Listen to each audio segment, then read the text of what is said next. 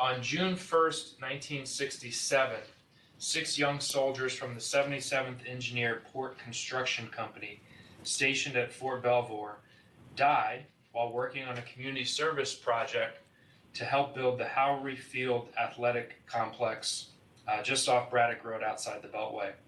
The 6 young soldiers died when a flagpole they were erecting was hit by a gust of wind and contacted a high voltage power line.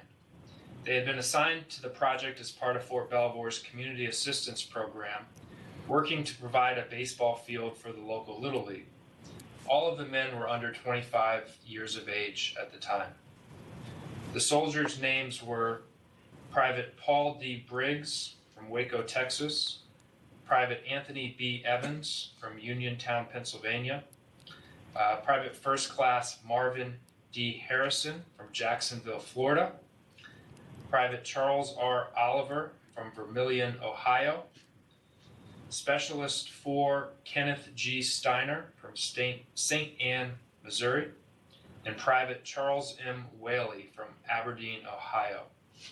In remembering this tragic accident, we acknowledge the ultimate sacrifice that these soldiers made in service to their country while here on the home front.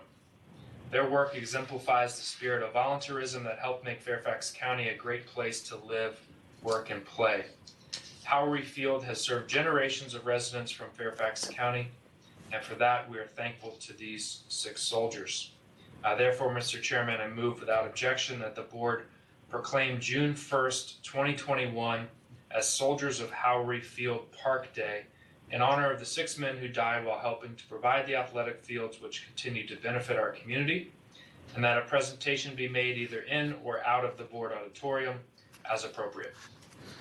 And without objection, that is so ordered. And I do want to thank you, Supervisor Walkinshaw, for bringing this up. This is the first time I had heard this story, and probably the first time many of us have heard this story as well. And it's never too late to recognize people who made such a tremendous sacrifice and are part of the history, not only of Fairfax County, but also of the major contributions that Fort Belvoir contributes to our community. So I do really appreciate you finding this and bringing this history back to life so that we can appropriately honor these individuals. Supervisor Gross. Mr. Chairman, thank you, Supervisor Walkinshaw. I remember this incident. It was huge. It was all over the newspaper. We were in the midst of the heat up of the Vietnam War, and soldiers were here doing a community project. You figure they were so safe at home, and they weren't.